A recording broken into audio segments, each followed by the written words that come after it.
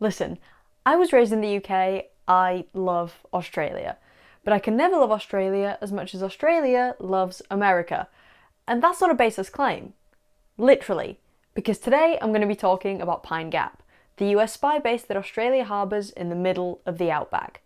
And I do mean the middle, it is literally in the middle of Australia, right next to Alice Springs in the Northern Territory. Pine Gap is something that can be kind of difficult to talk about because we, as normal people, aren't really meant to know what is going on in there.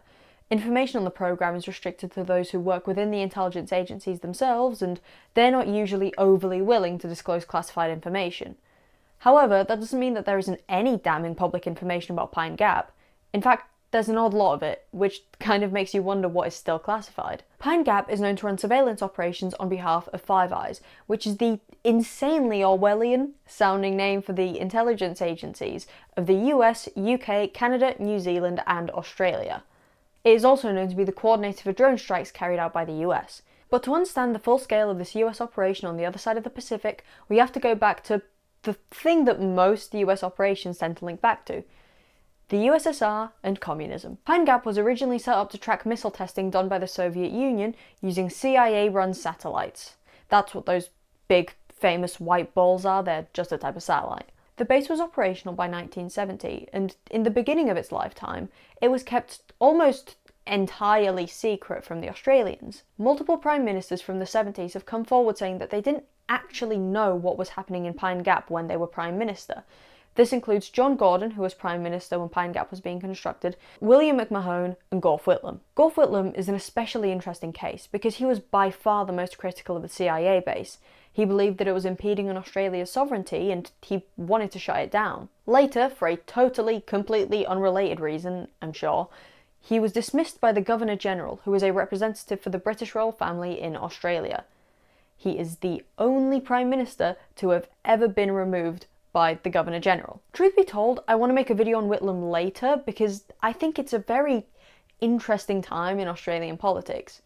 Almost as interesting as Bob Katter, but few things can beat that very bizarre man. At the time of writing that script, that was a very relevant reference. I have a fear that by the time this video comes out, no one's going to know what I'm talking about. Whitlam's dismissal was just another way to prove that it was the Americans who controlled the base, not the Australians.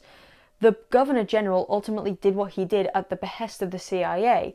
It would probably benefit Australia if they shut the base down because it implicates them in virtually every crime that the US has committed. And there are countless examples of Pine Gap facilitating the US's deadly operations worldwide. Many of these examples come from the wars on Iraq and Afghanistan.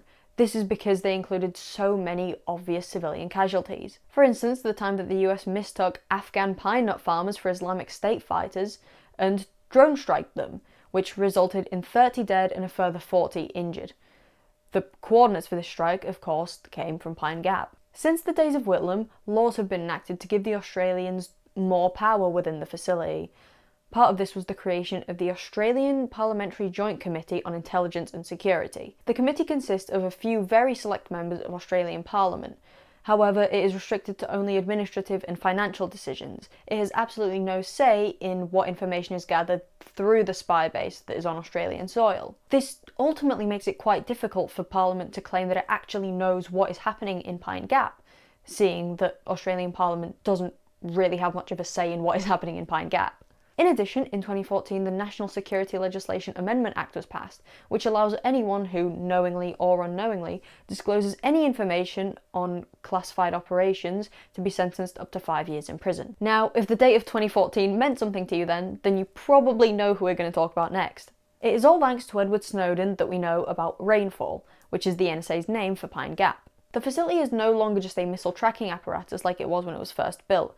It now also geolocates people's phones and coordinates drone strikes, as previously mentioned. Pine Gap plays a crucial role in the tracking of data sent across wireless communication devices. This includes things like mobile phones, computers, and radios. And this operation is absolutely massive. It spans across multiple continents. I mean, the Americans are using an Australian base to track what is happening in Africa. Isn't that a little bit insane? Some guy from Mississippi should not be sat in Australia knowing what a family in Namibia is texting about.